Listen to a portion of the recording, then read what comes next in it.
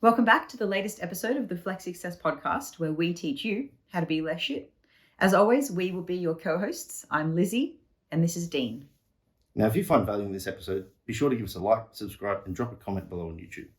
Share us with your friends, give us a 5-star rating on your favorite podcast app, and if you want to take a screenshot and tag us on Instagram, just do that by putting in @flex_success.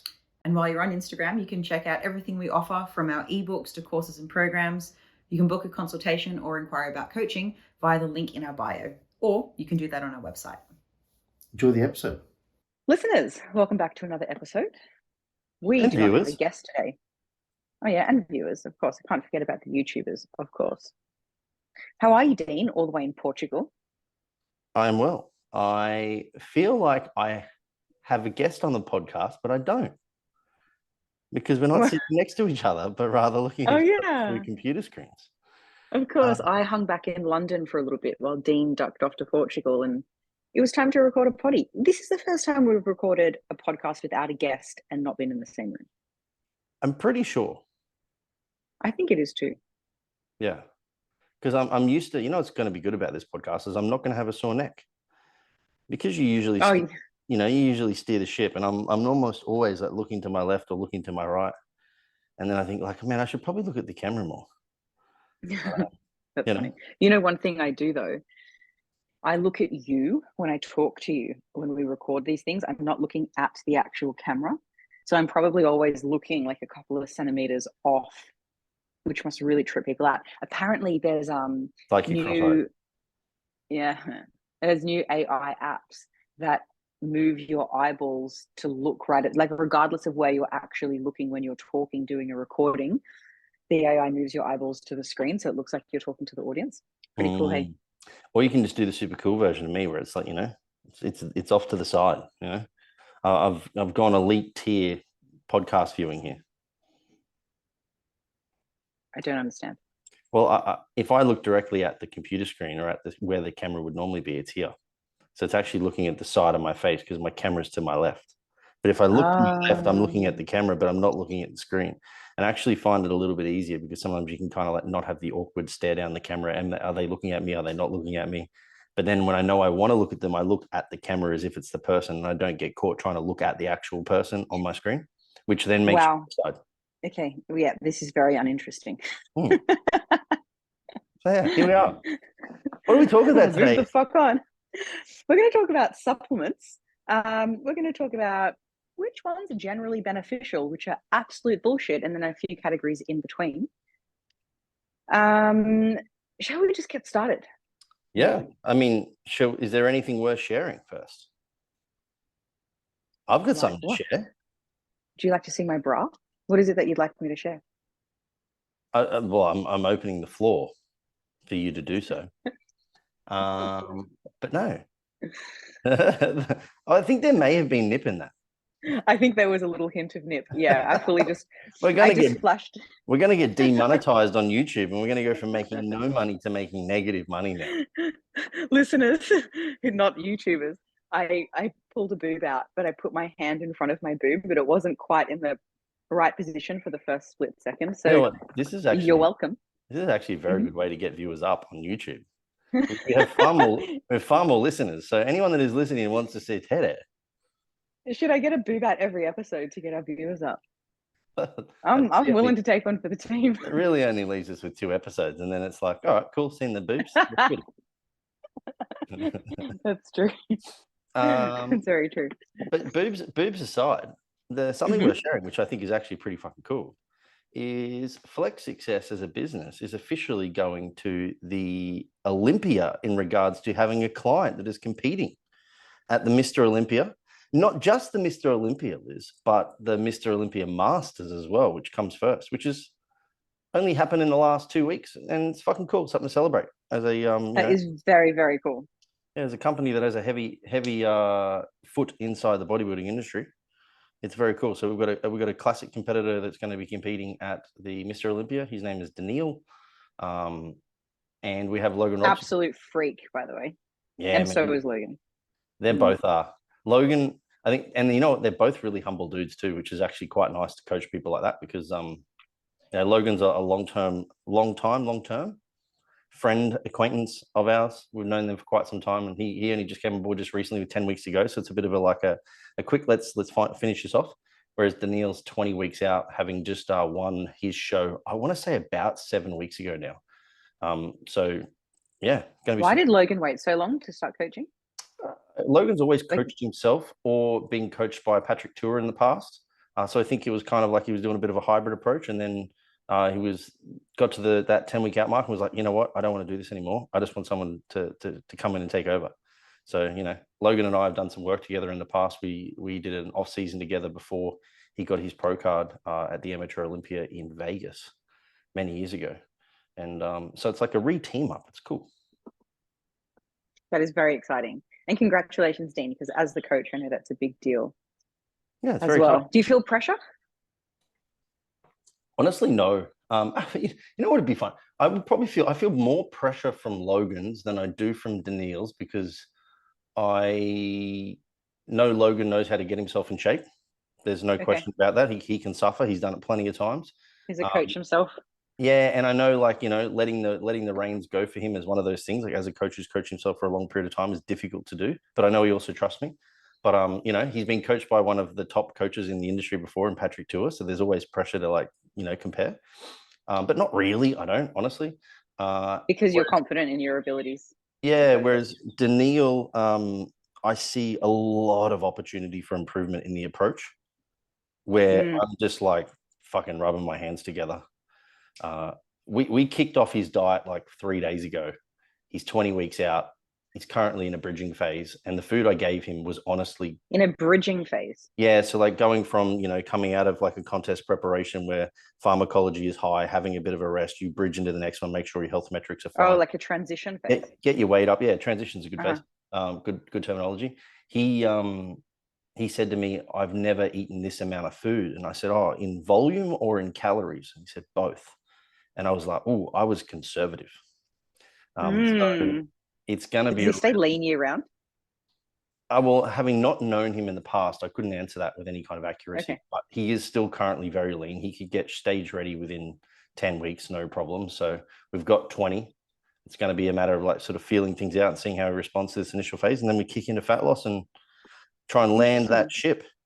And then I'm looking forward to the off season, because that could be scary. He may never be a classic competitor again, Liz. Oh, you think you're going to put that much muscle in him? No, I wouldn't. He's got a really good classic physique. So, yeah. Anyway. Yeah, cool. I'm looking forward to showing off some of our athletes a little bit more online. Where Dean and I have been talking about some changes to our social media, because we do a lot of education, and a lot of our successes go unshared, which is a shame, because we should be sharing our successes with the world. So for those of you, check out our social media in the next couple of weeks. I think we'll be posting about more of our clients. So those two Olympia competitors will probably be in the mix. No doubt. And we just shared Michael Lucy too, which I don't think we've had a podcast the opportunity to congratulate him on. I'm not sure. No, tell us about Michael Lucy. He got his pro card in Australia and then went and did 3 pro shows in America straight away. So how long have you been coaching with Mike? Oh, he's ticked over 2 years in this phase. We've done a previous coaching block as well prior to that. So like Mike and I have been involved one way or another for probably, the best of 3 years. Has it been that long? Yeah. But we've been away for 18 months, That's so crazy. Yeah. I wished Mike Pearson a happy 2 years 2 days ago. And I was another one of your clients? Yeah. I was like, holy fuck, 2 years. Really? 104 weeks. Yeah. Rory, 170 something weeks. Crazy. So, but then when I think about it, like we've been away for 75. Like, it's actually pretty crazy when you think about how fast time flies. Hey, can I just make a point here about coaching lifespans or client life cycles?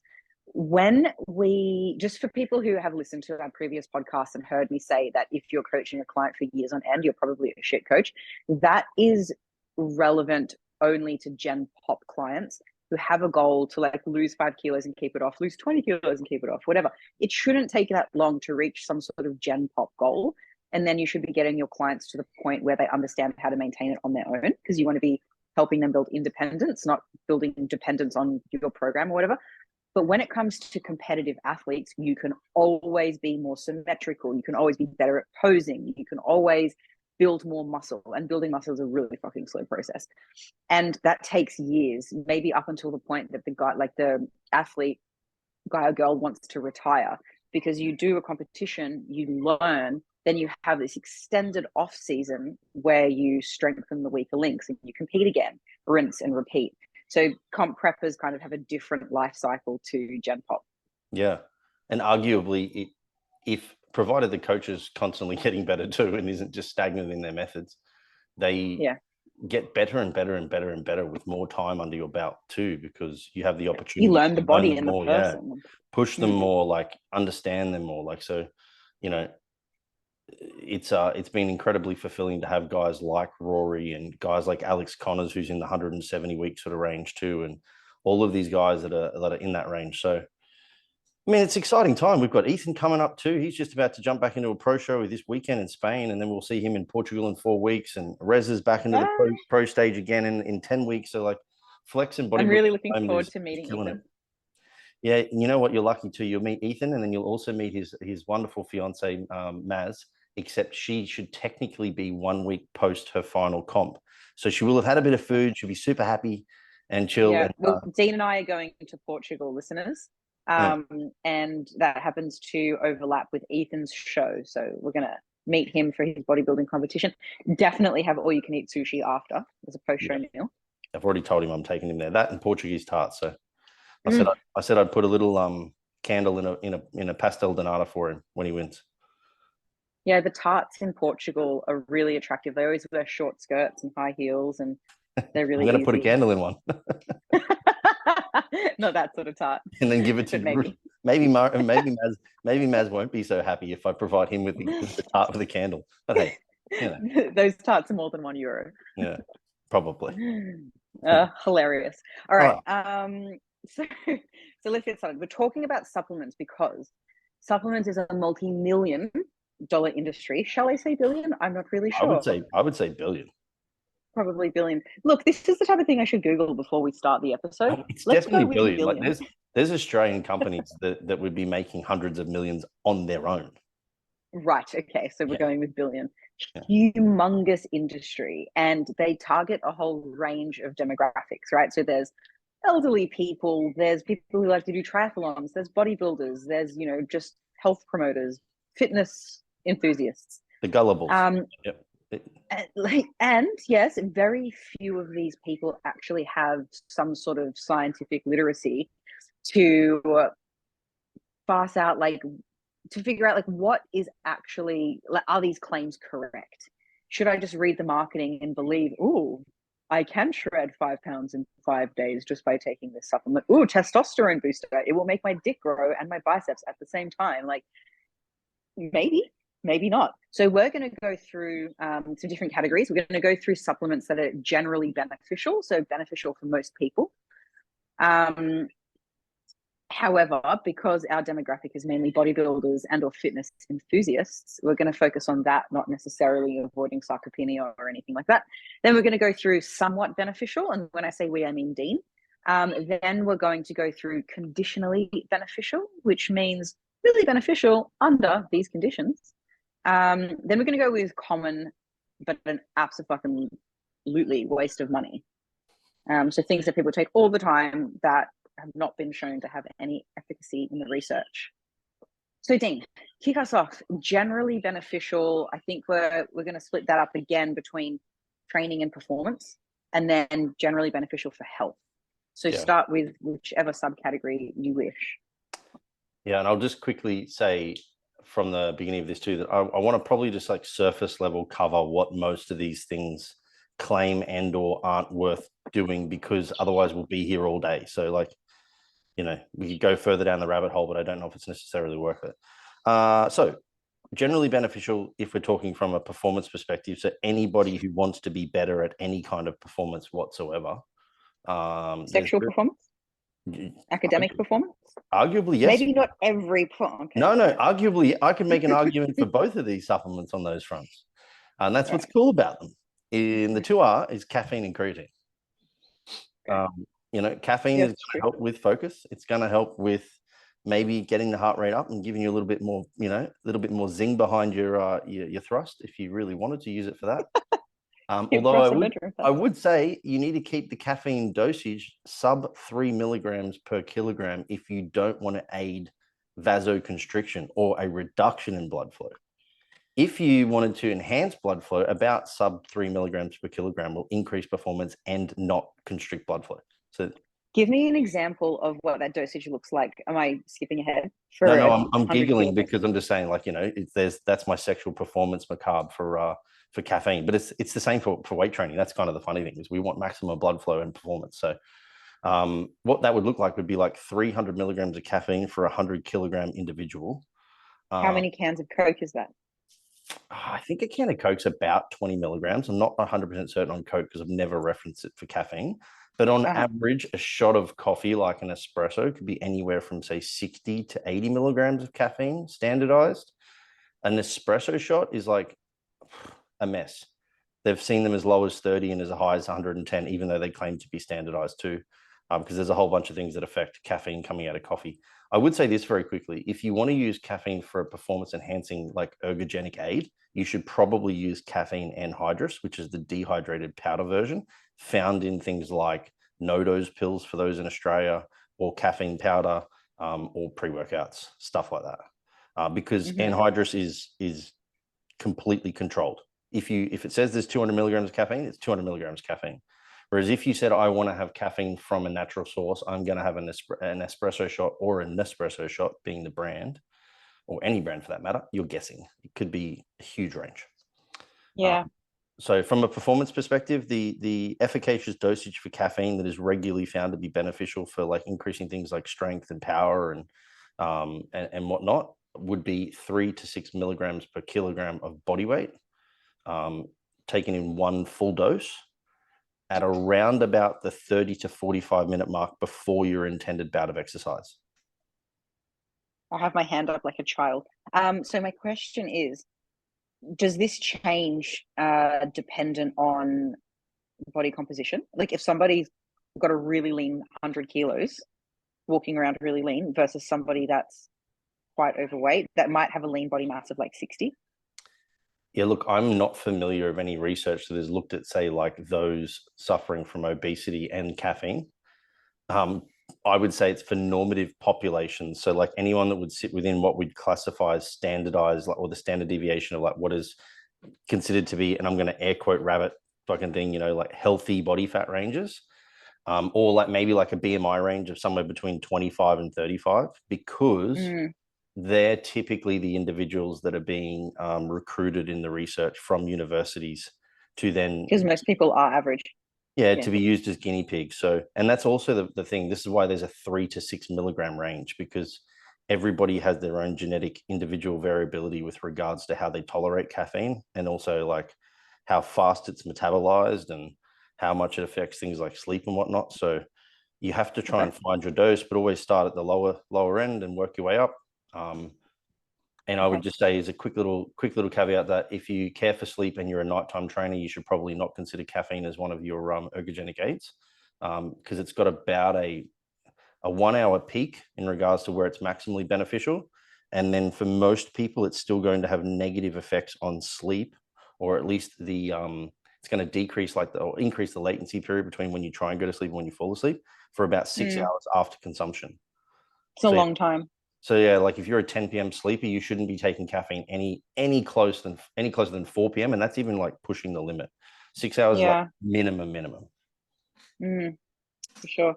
Hey, there's actually so much to unpack on caffeine. And then I know we're only on the first supplement and we're like 20 minutes into recording. I wonder if we shouldn't skim over anything and we should just do a part 1 and part 2.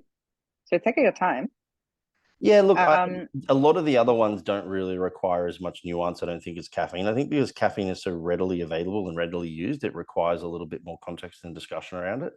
Right. Can I ask you a question about tolerance? Yeah. When it comes to, sorry, I hope I'm not putting you on the spot, but when it comes to caffeine, I'm assuming that regular consumption would increase tolerance levels, therefore a higher dose would be necessary for the same response. What do we know about tolerance? If you want the like neuropsychological benefits to a stimulant where you feel buzzed, yes, you would need to continually increase your intake to get the same effect. If we're talking about looking at actual performance metrics, though, in the absence of the stimulation that people experience when they first take caffeine, they still seem to perform greater than those that don't take the caffeine.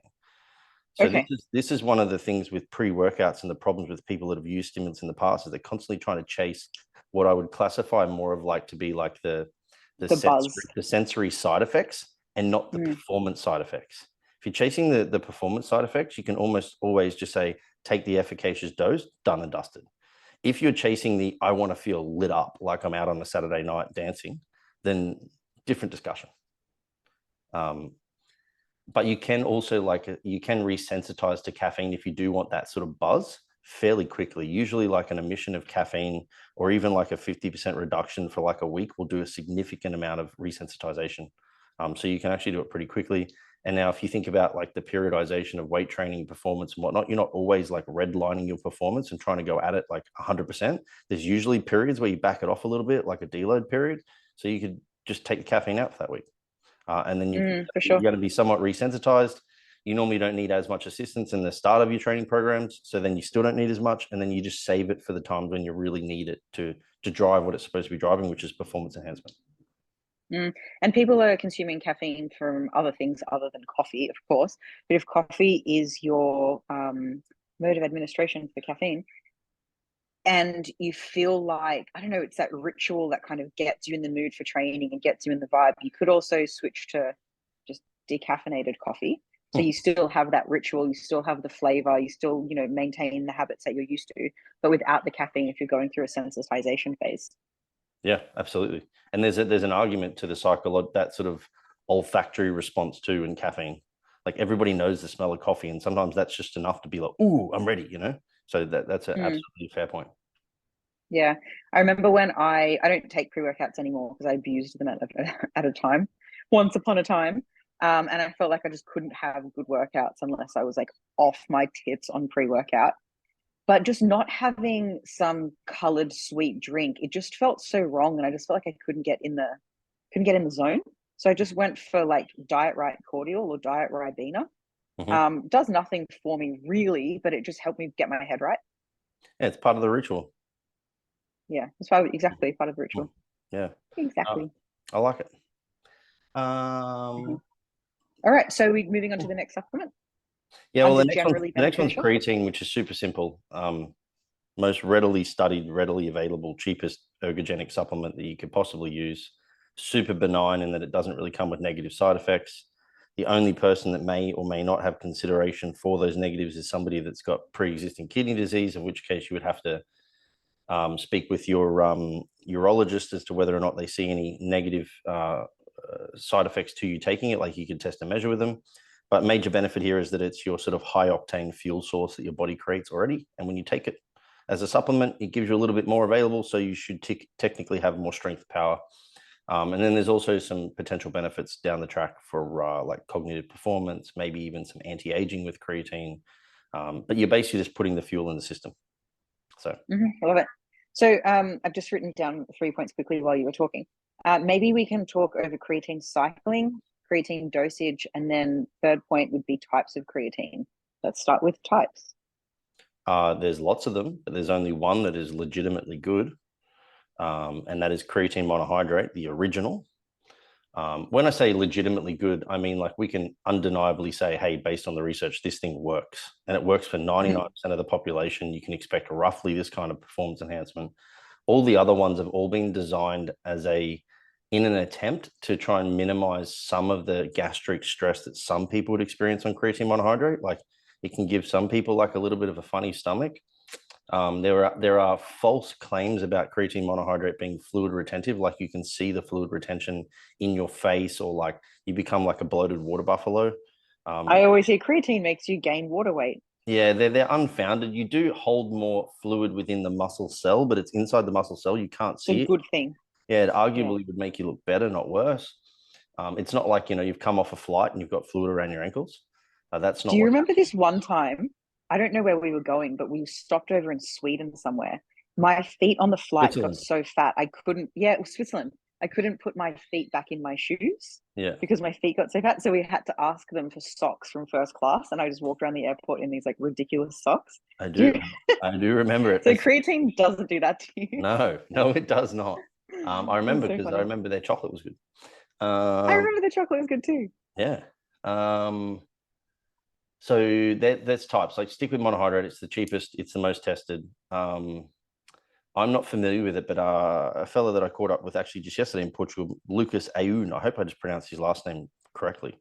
You probably know Aoun, right? Aoun, I believe. You should know how to say it. We had him on the podcast. Why should I know how to say it? Because I have brown skin. No, you're both Lebanese background, you know. Anyway. So I know how to pronounce all Lebanese. He has recently put out some information on a different variation of creatine that is more specific to brain health.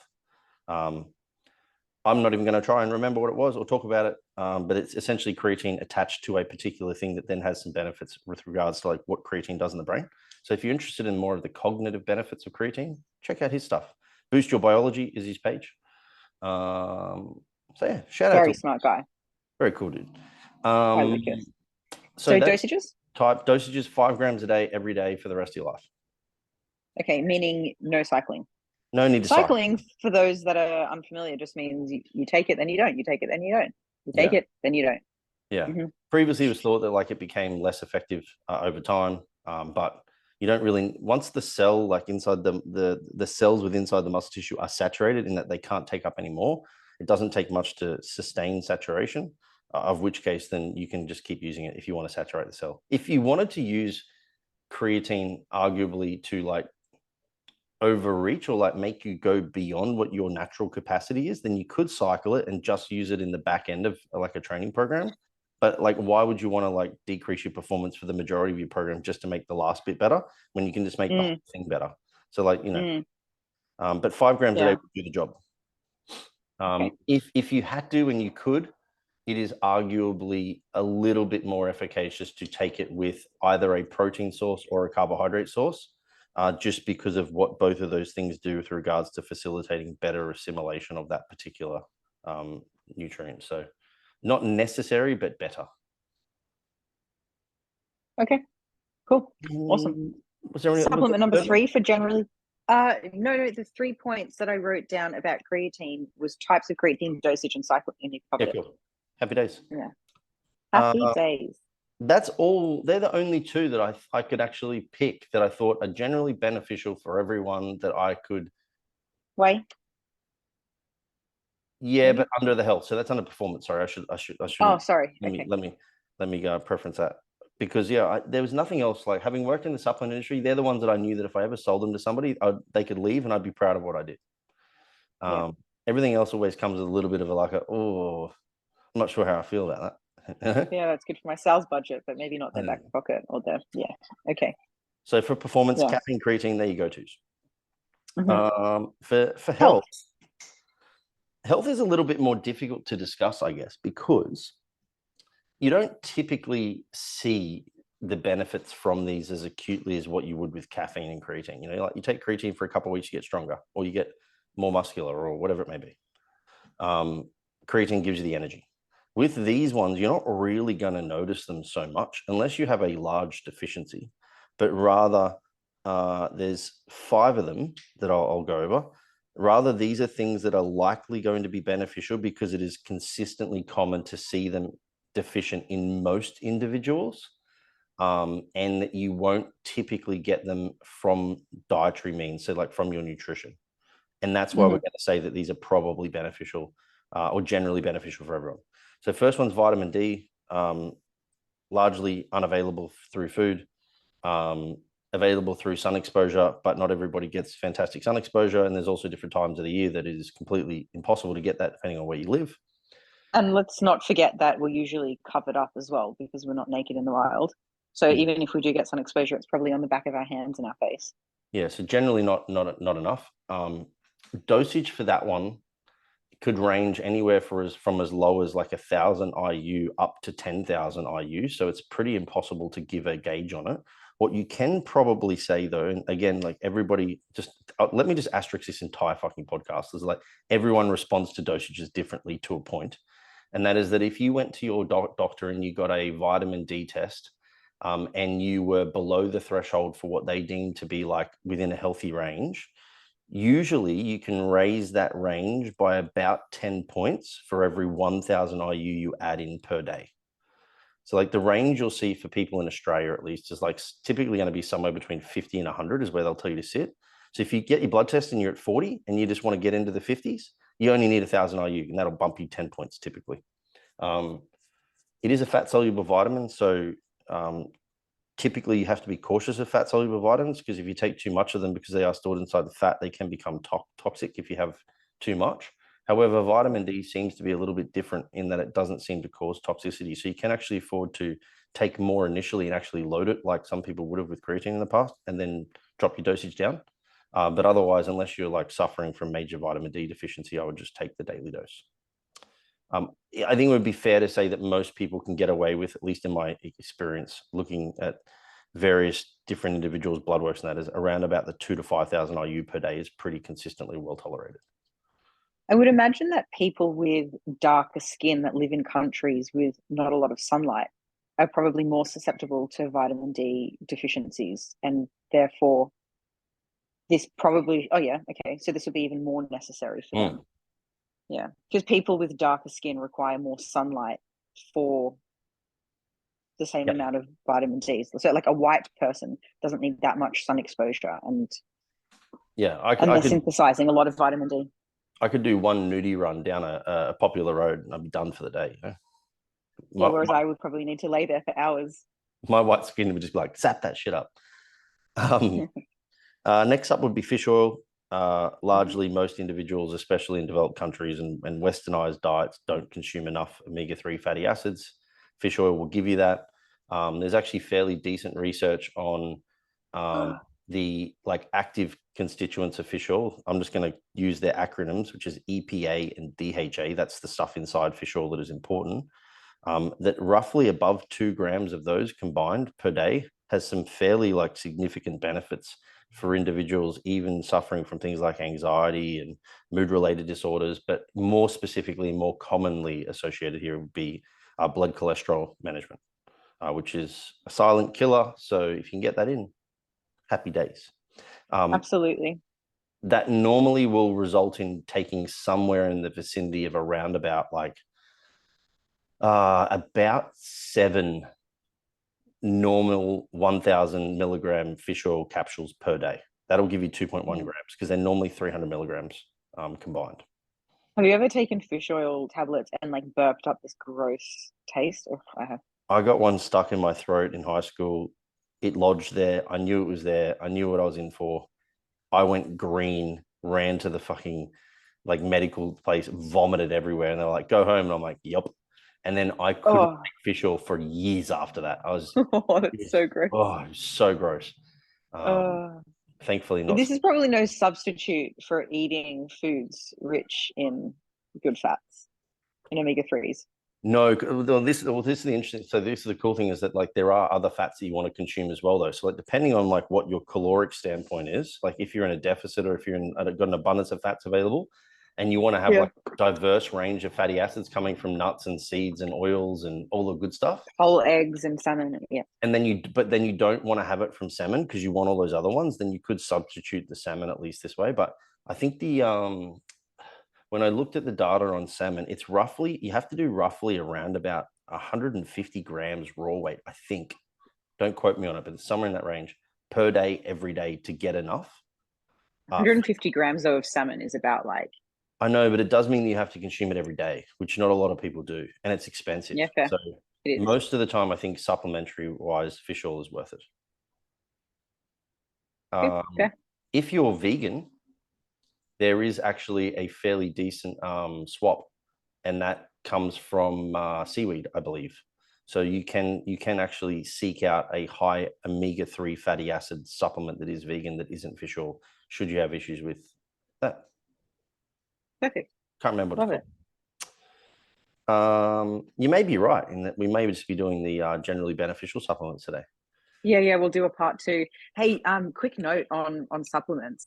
There's a lot of supplements out there that claim a lot of shit and even put a lot of stuff like their ingredients list says there's this much of this particular vitamin or whatever, and it's often not true. So there's this great platform. It's free, publicly funded, which means they have no what's the word I'm looking for? Affiliation. They're an independent platform. Yeah, no bias. It's called Labdoor, and they get popular supplements off the shelf and they test them in a lab to see does it actually have the ingredients in the dosages that the label says that it has.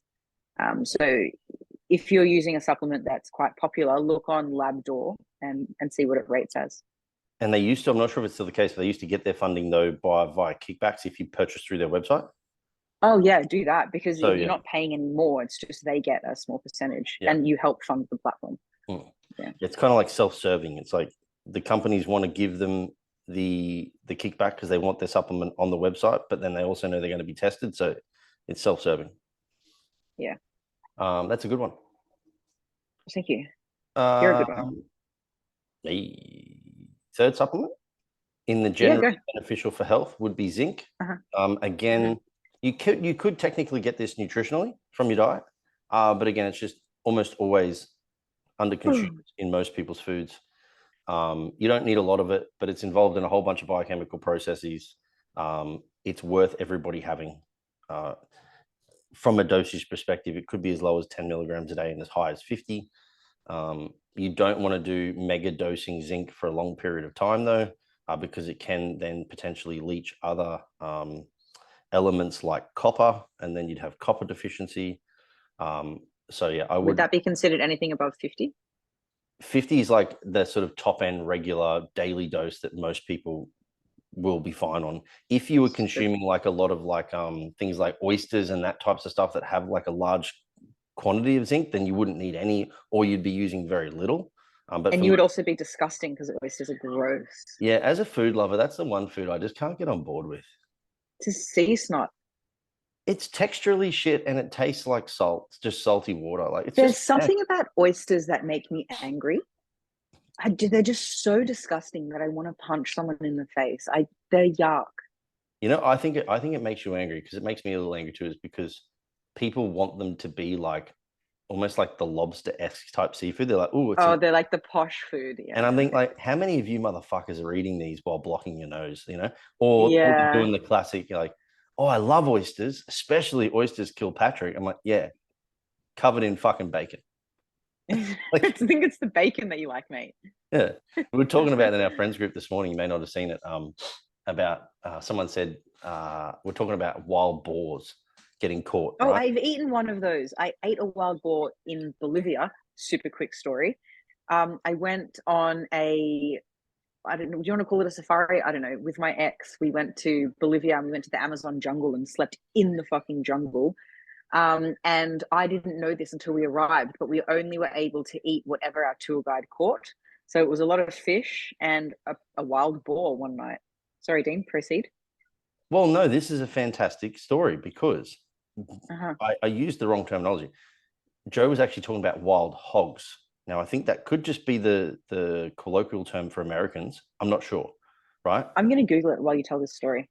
Hogs the same as we then talked about like what breeds of dogs. This is important. What breeds of dogs were banned in Australia? Can you go like pigging with dogs, and then can you eat said pigs? And I was like, well, I think most of these pigs, I don't think they don't get eaten.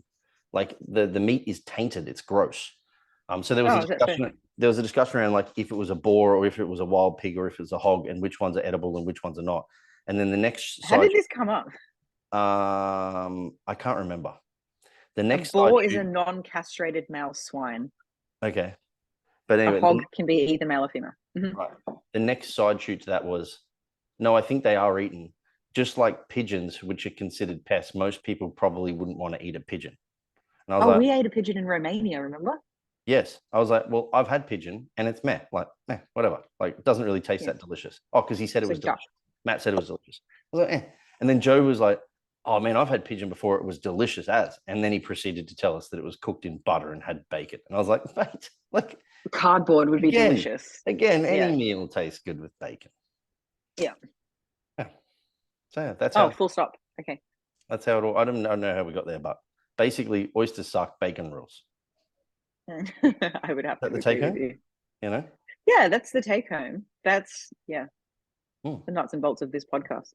Bacon could also arguably be called a possibly beneficial supplement due to its high nitrates, which may help with blood flow. For How would individuals bacon and beetroot taste? Also a high nitrate food. Well, Bacon and beetroot. You reckon it would go? sweet and salty, absolutely. I feel like it needs some sort of like spongy carrier in between them because they're both such strong flavors. Like, I don't know, bread or potato or something. Pre-workout meal: Mm-hmm. sourdough, Yep. pickled beetroot, Uh-huh. bacon, and a caramelized relish. Nah, not with pickled beetroot. It's too much.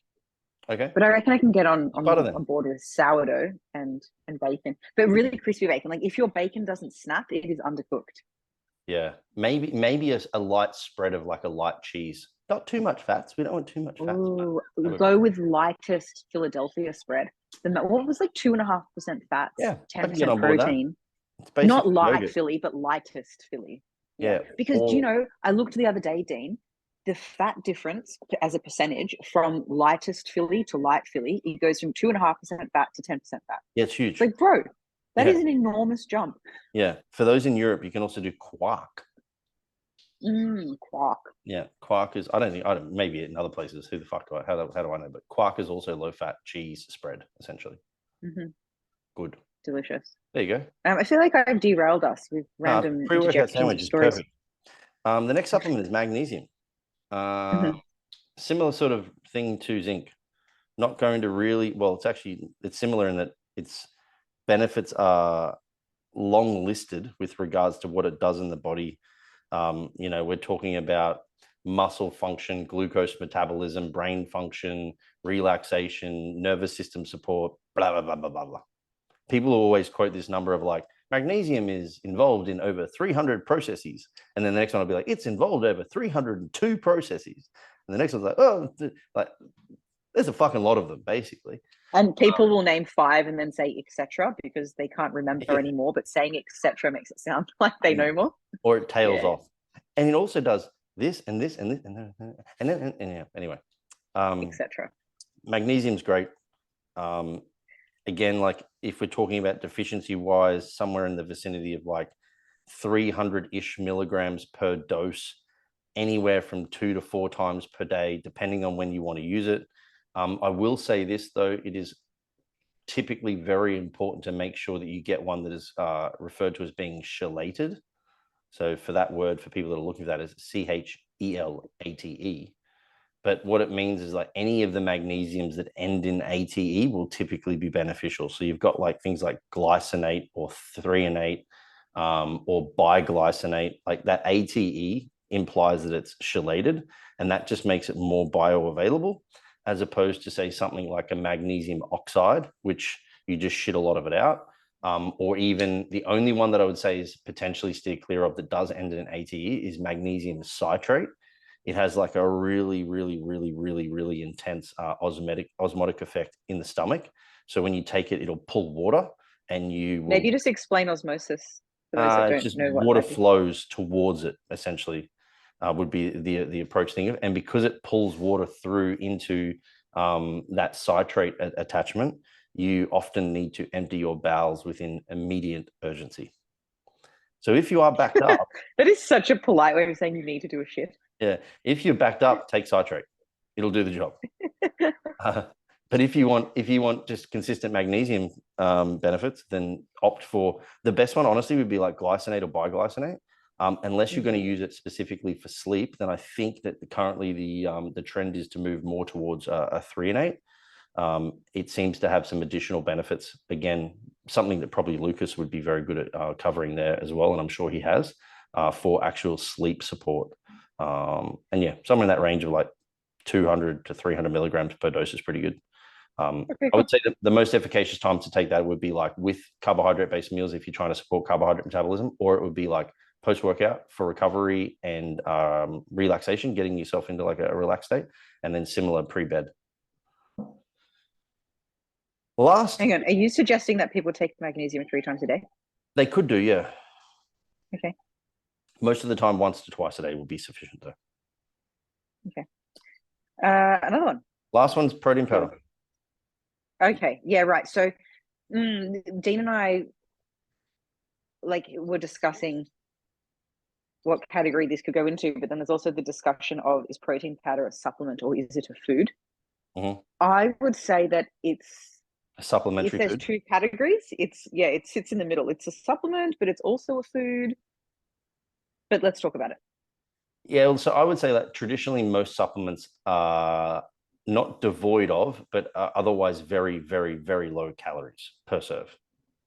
Whereas protein, because it is calorically far denser, it is classified as food. It has to be classified as food. But I guess it is typically used in a supplementary manner, in that meal replacement. It's given or used by people that can't get the protein that they wish in a particular meal from otherwise normal food. Yeah, I don't want to traditional food. Traditional is good. Yeah, I didn't want to say natural because protein is also natural. Like it comes from the cheese making process. It's just a refined version of a natural ingredient. But it is absolutely food. And I was going to ask you about dosage, Dean, but I think that might be kind of a redundant question because basically we all need X amount of protein per day. And maybe we can, we'll talk about what need is in a moment. And how much protein powder you should have will depend on what gaps you're trying to fill. Maybe you don't need it at all because it's easy enough for you to get your daily protein requirements from meat and eggs and chickpeas and some incidental protein and pasta and nuts and things like that. But if there's a big gap between what you're consuming in food and what you want to be consuming, then that gap should be bridged with protein powder. Yeah. Which is easy to do, cheap, it's shelf stable. It can be tasty given the right protein powders. Yeah. So maybe we'll. I was going to say I can nuance this actually now that I'm just thinking about this while you were answering that, is because of the question of, is it a supplement or is it a food? Yeah. So if you were to use it supplementarily, then I don't know, maybe the amount that you would use would be far smaller because you may be using it to fortify a meal that is otherwise devoid of enough protein. So maybe it's a vegetarian or a vegan meal that requires more. Probably not a vegan meal if you're going to be adding protein powder, unless you use pea protein. You can get vegan protein powder. Yeah.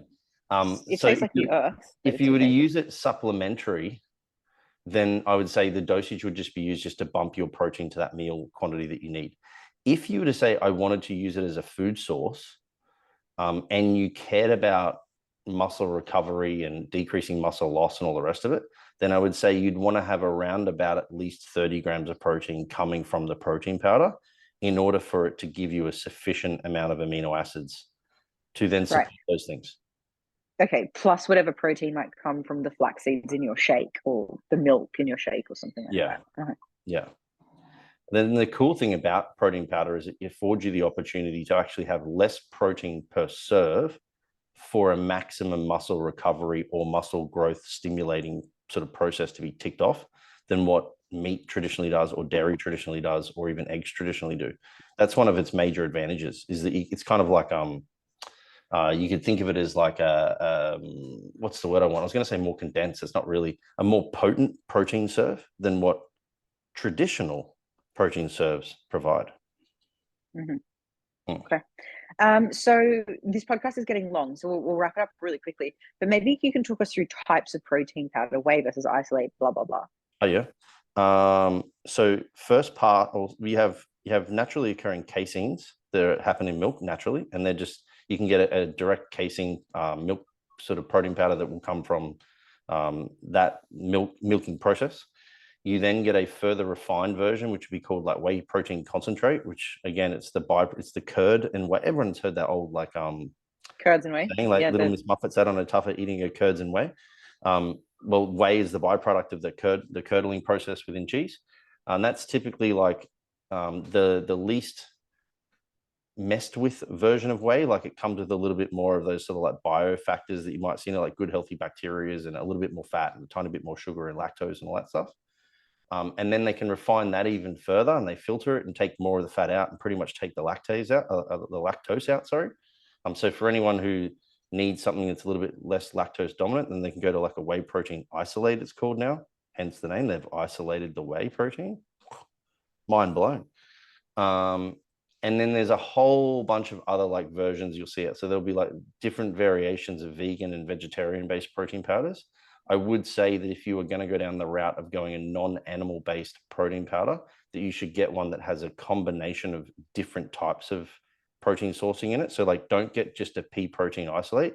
You're better off getting something that has like a pea protein in it, a soy protein mixed with a spelt protein mixed with a wheat protein, because the combination of those typically yields a better amino acid profile. What else is there? And then there's a whole bunch of isolated proteins like soy protein and whatnot too. But most people. We talk about casein?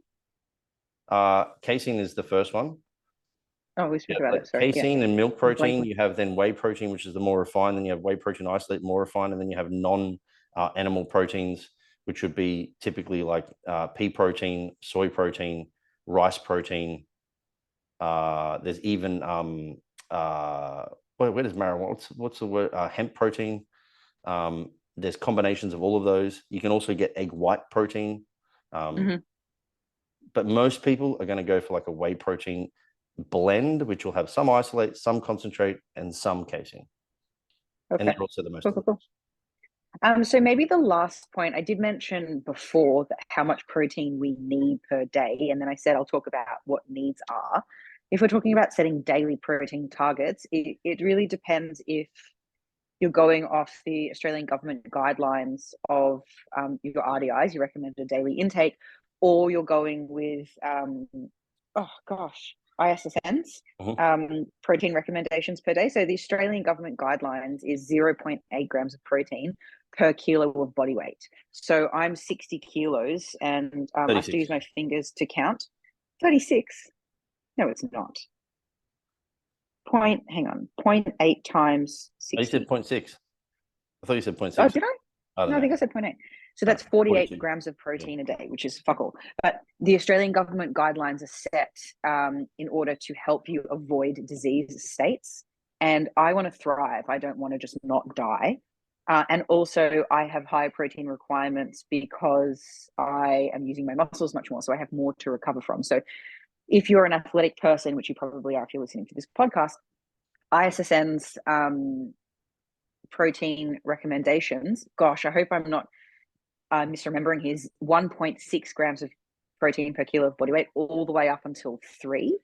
And so digging into, well, which one is it? Is it 1.6 or is it 3? If you're in a calorie surplus and you're doing a lot of resistance training, you can go towards the lower end of the scale because you're quite anabolic at the time. Whereas if your risk of muscle loss is increased, maybe you are in a severe calorie deficit, maybe you're not doing the resistance training you should be doing, then we want to be pushing it up a little bit higher. But 3, I don't know, I think 3 grams of protein per kilo of body weight is a lot. Like most people are sitting around 2.2, something like that. So that's 120 grams of protein a day for me, which is just like, I don't know, a chicken breast in my main meals and maybe a protein yogurt on the side. It's really not that much. The cool thing too, though, is that so for those, ISSN is the International Society of Sports Nutrition. The cool thing too is there's a really good researcher in this domain called Dr. Bill Campbell, and he's I'm about to reference him, but it was him. And there's also Antonio. I've gone blank on his other name, but he's a part of the ISSN. He's one of the main guys there. And they have seen in the research even up to and beyond just on 4 grams of protein per kilogram can be done without detriment. But let's talk about why we might not want to do that though. Is it Jose Antonio? No, that's it. I'm trying to look at. Yeah, no, you're right. Yeah, my apologies to Jose if you're listening. He's not. Yeah. So Okay, sorry. So what I was going to say is why we might not want to have, what did you say, 4 grams of protein per kilo of body weight? So let's say somebody has, so you would only be going to the higher end of the scale, correct me if I'm wrong, Dean, if you're in a severe calorie deficit. I don't see any other use for going so high in protein. And, right? Yeah, no, yes is the answer, I think, without having a very long conversation around some of the specifics about protein per serve and whatnot. So like, okay, sure. We're talking about total daily intake. Yeah, like protein, you can think of in two. There's two major considerations. How much protein do you need in a day to generally offset muscle loss and or grow muscle? And that's the numbers that Liz just gave, like somewhere between the 1.6 to 3 grams per kilogram, right? And then there's also another discussion around how much protein do you need per serve in order to maximize a thing called muscle protein synthesis, which you can just think of as like a growth response, which is both growth promoting, but also muscle loss preventative. All right. And the amount that you need per meal is determined primarily, they believe, on a particular amino acid called leucine being at a threshold whereby it stimulates that to its maximum capacity. And then any more protein beyond that doesn't really do anything significant. And it's about 5 grams per meal. And what that means in real life is about 30 to 35 grams of protein coming from a whey protein source, which is why I said before it's like a little bit more potent, or somewhere in the sort of 35 to 40 grams of protein coming from an animal source. If you were to get it from just wheat, for example, I don't know why I remember this number, but the equivalent leucine required to get from wheat in protein is 100 grams. So like, unless you're going to eat 100 grams of protein from wheat, you're technically not getting a sufficient muscle protein synthetic response from that single meal. Right. So I always find it funny that we can remember numbers like this, but every year we forget our anniversary. yes, true. You know, it's the things that matter, Liz. What's going to grow my biceps, you know? Hey, no offense taken. I agree. So now to come back to the question of like, why would you ever need 4? Well, let's just say we take, and now these are huge anomalies, right? Michael Lucy, we mentioned at the beginning of this, I carbohydrate loaded him in a contest prep at about 1,500 grams of carbs in a single day. He weighed 118 kilos. I'm going to say easy numbers, 115 kilos, just to make this simpler. So just to get him enough protein per meal to decrease his risk for muscle loss, in order for me to do that, to give him like that 30 grams from a meal, he ended up eating about 350 grams of protein in the day. So it's still only just on 3 times his body weight. It's not that high. But 160 of it was coming from non-animal material. Right, like a little bit from pasta and a little bit from potato. Is that what you mean? Like incidental? Yeah, one of his meals has 25 grams of protein in it from pasta. Right? So the reason why I bring high this protein up, pasta? no, it's just that he has 250 grams. He has a bag of it, you know, like. Right. Okay. So the reason why I bring it up is like, technically he needs less protein in that time because we're overfeeding him on carbohydrates, but just by default of the carbohydrate choices, his protein goes up. And then similar in an off season with some individuals that start to get quite muscular and quite heavy in my domain of sort of competitors, I actually tend to find their protein rises beyond the 2.5 grams because of just by default of them eating so much food. And me not wanting to give them an inefficient dose of protein coming from an animal source. And then there's a bit of a flip then too. Like there's a period throughout the dieting phase where you have protein quite high because it's satiating and it prevents muscle loss and all the rest of it. But then there's sometimes this tipping point where calories go so low, carbohydrates go so low, their performance gets really affected. So instead of giving the maximum protein, you actually sometimes a bit better to pull protein down in preference for carbohydrates so that they can perform better. But this is the nuance of shit that people don't need to worry about. But the point is like, someone always wants to like point a finger and be like, oh, you said you only need this amount. Well, yeah, for 99% of the population, exactly what was said at the beginning of this is true. You know, 1.6 to 2.5 grams is plenty of protein. It's probably never a reason for most people to do 3. But this industry is protein mad, and people are, well, some is good, then more is better. But if we're trying to keep a calorie controlled diet because weight management is important to us, then the more calories you give to protein, the less you have to give to carbs and fats. And you mentioned before, Dean, how important carbohydrates is for recovery and performance and energy. Yeah. And so there's not like a linear relationship between, you know, protein and the benefits that we get. Some is good, more is not always better. More is just more sometimes. 100%. And like there's a huge opportunity for individuals to maximize their health outcomes long term by preferencing more carbohydrates and more fats, especially when they're getting them from sources that are otherwise like micronutrient dense. Like, if we're talking about like fruits and vegetables, fantastic. If we're talking about even things like grains and different types, sort of like, tubers and potatoes and starches, like all these things also are required. And then the fats, like if you're going to drive protein up to 3 grams, and it means that you have to then eat very low fat meat and very low fat other sources, because the protein drives up the fats and you don't have enough room for calories and so on and so on, you're going to become far unhealthier long term by doing so. Yeah, for sure. One of the supplements that we won't talk about today, but was on my list actually, like a conditionally essential one potentially, is like something like calcium as well, because if you're going to drive protein up really, really high, there is potential that you can leach calcium. So like overconsumption of protein for females, especially throughout their menstrual cycle period, long term, may be actually osteoporotic. Like it's going to increase their risk profile there. And adolescents, adolescents that are growing, if we've got these kids that are influenced by big ass bodybuilders eating a shit ton of protein, and all they do is eat meat, and they don't eat dairy because they're fearful of dairy because someone's fucking told them that dairy is bad for them, then we may have individuals that long term down the track that don't have the foresight to consider their health may have problems with bone mineral density. So those on the carnivore diet, really high protein, absolutely no calcium. Also, enjoy having scurvy. Isn't it fucking hilarious though that one of the major pushers of the carnivore diet is Dr. Paul Saladino? I never thought of his last name having the word salad in it. That is hilarious. You want to talk about, just to fucking rant on that for 30 seconds. You want to talk about a dude who's got like some serious cognitive bias. He put up a video going on about how the Hadza tribe don't eat many vegetables, and that the majority of their meat their diet is meat. It's like, that's not true. I read a whole book on the Hadza tribe. It's the fucking opposite. Yams. Yeah, that's not true at all. Why would he say that? Because he lived with them for like a week, and they had hunted and they found meat. So of course they're like, I'm going to eat this delicious meat. Oh, so he saw what they eat for 1 week, and he just made some general claim about them not eating. That's ridiculous.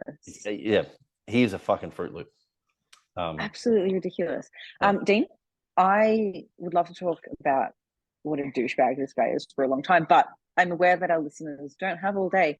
So we should start wrapping it up. 3 quick segments, something worth sharing. You share something and go. I just finished listening to the Lex Fridman podcast with Mark Zuckerberg on the current use and trends of AI at the metaverse. And I thought it was like a very interesting, well-rounded conversation, and it had some relevance to individuals who either may have some fears of AI or don't really know like how it works, and also where it's going. And I quite like Lex Fridman's interview style. He's good. He's slow. Sometimes I feel like, I know, I can't stand slow talkers. Sometimes I feel like he has really intelligent guests on most of the time. Is it Kanye West? I think he had on. Idiot in shoes. Yeah, that was such a boring episode because Joe Rogan. Anyways, it's hard to be boring around interesting people, but somehow Kanye West put me to sleep.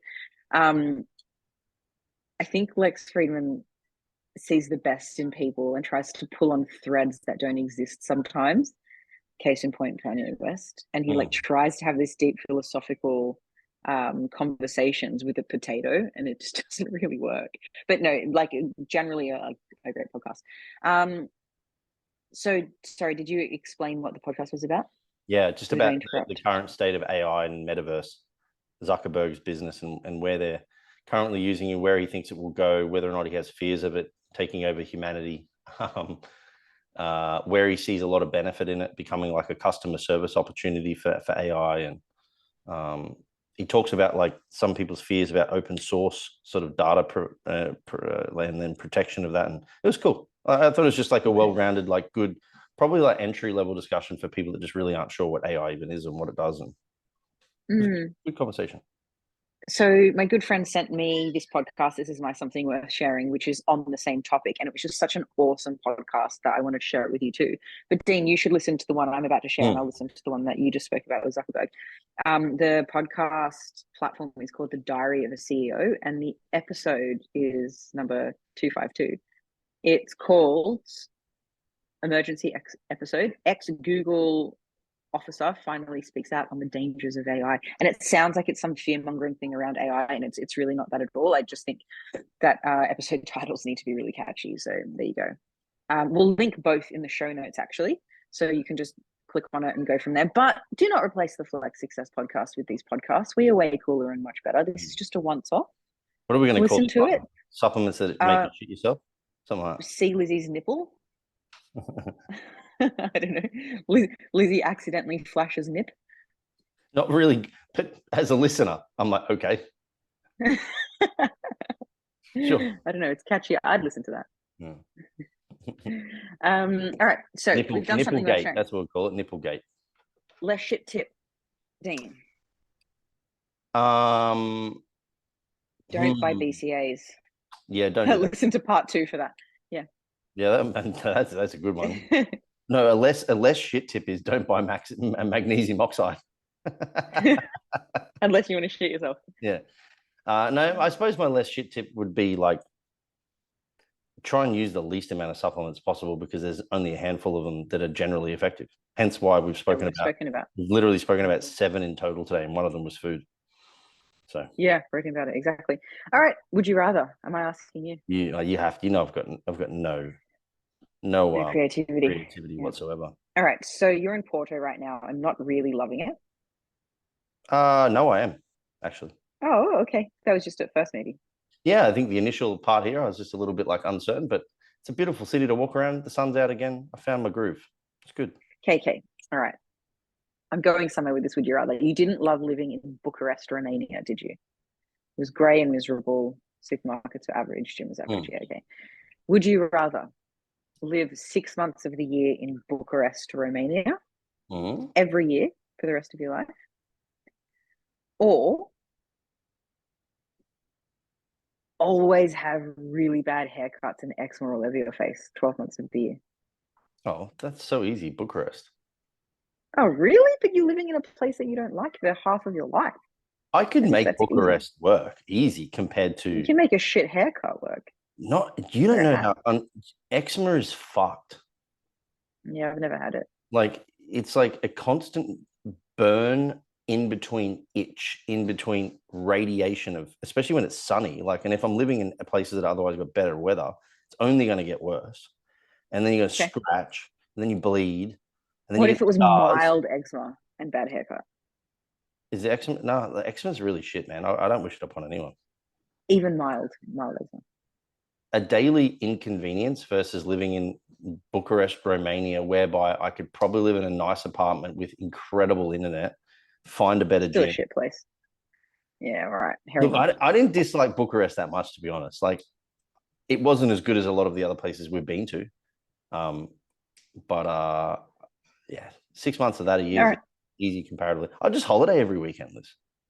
No, you can't loophole the would you rather. You have to live 50% of your life in a place. Part of living is it means that I get to do things that I want to do on the weekend. No, you're living in Bucharest. You can't even go to a good gym. You have to go to a shit one. You're not allowed to eat vegetables. That you've only got to eat the bread. No. No, I hate when you loophole these would you rathers. It's like, would you rather have one eye? You're like, well, I'll travel back in time and get my eye back. And like, that's not how these work. That's not how these work. Anyways, thanks for coming along to the ride, listeners, listening to our rambles. We will see you in part 2, where we talk about other categories like somewhat beneficial, conditionally beneficial, common, but a waste of your money. All right, over and out. See ya.